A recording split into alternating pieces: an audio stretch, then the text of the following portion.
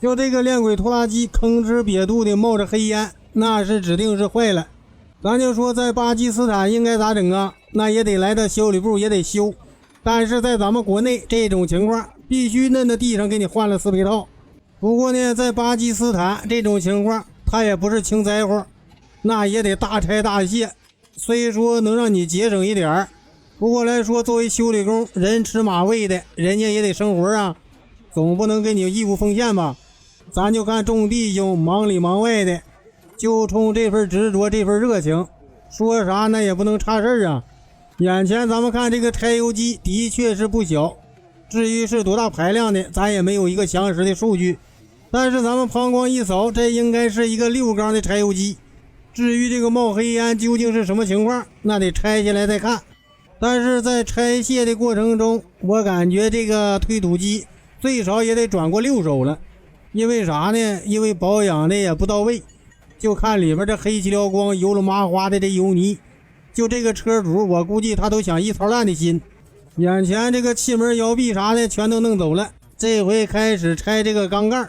这是2个缸筒1个盖，咱就看这柴油机这气缸的直径，而且这里边黑乎乎的全是积碳，这个缸筒啊活塞呀环啊都到了年限了，正常来讲已经达到下限了，磨损的过大，应该加个急字，但是这玩意儿不能夸大，说话呢得注意修饰，不能信口开河。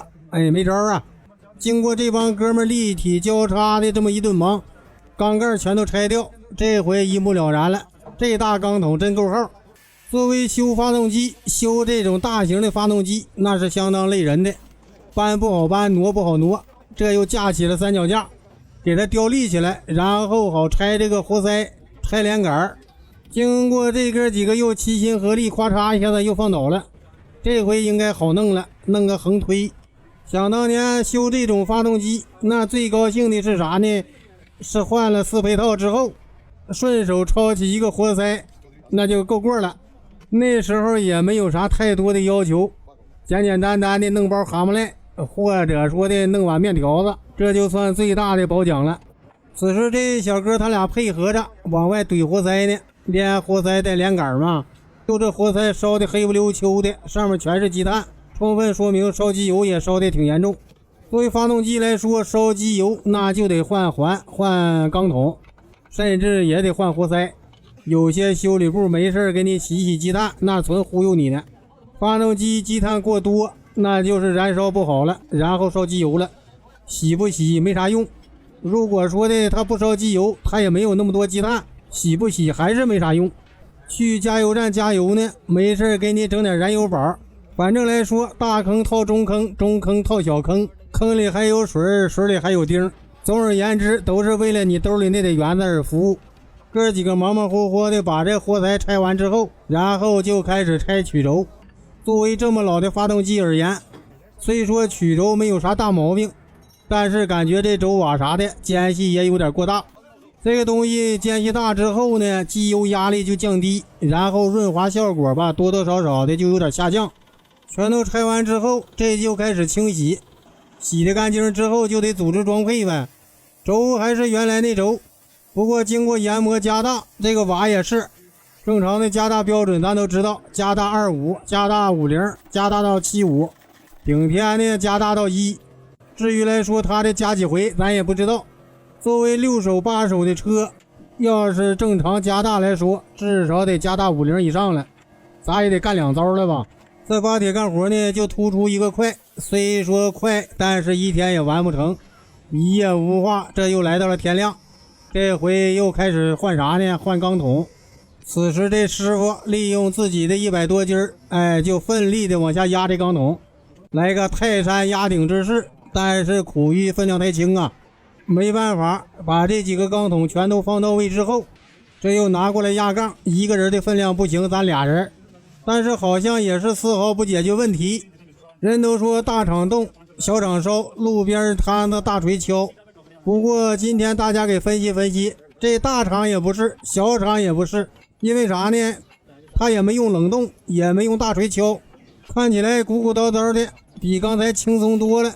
换了新缸筒，自然就换新环，但是这缸筒应该是没加大，因为啥这么说呢？活塞依旧是原来的活塞，两道油环一道气环装好了之后，然后就往车上塞。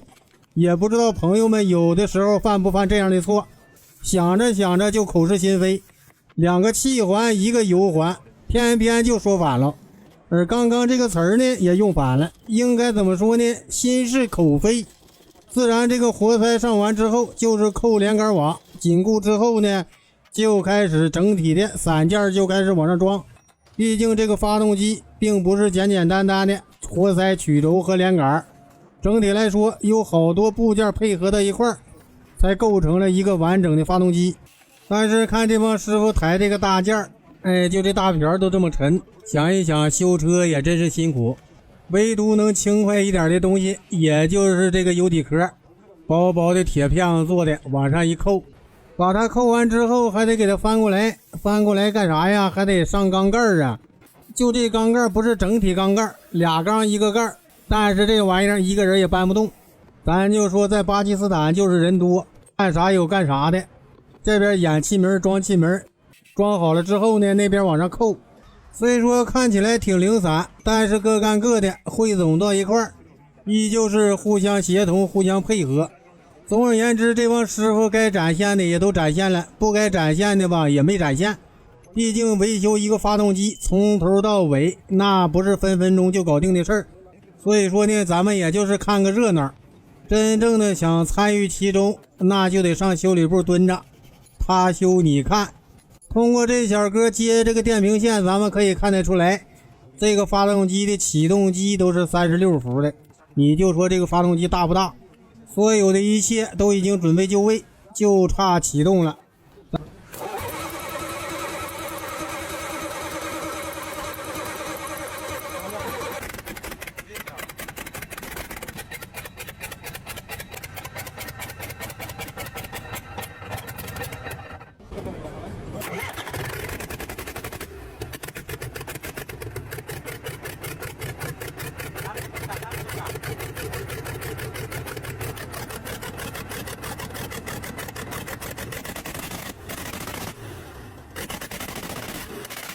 咱就说没有白忙，顺利启动成功。朋友们，你们认为这发动机修的咋样？行不行？ OK 不 OK？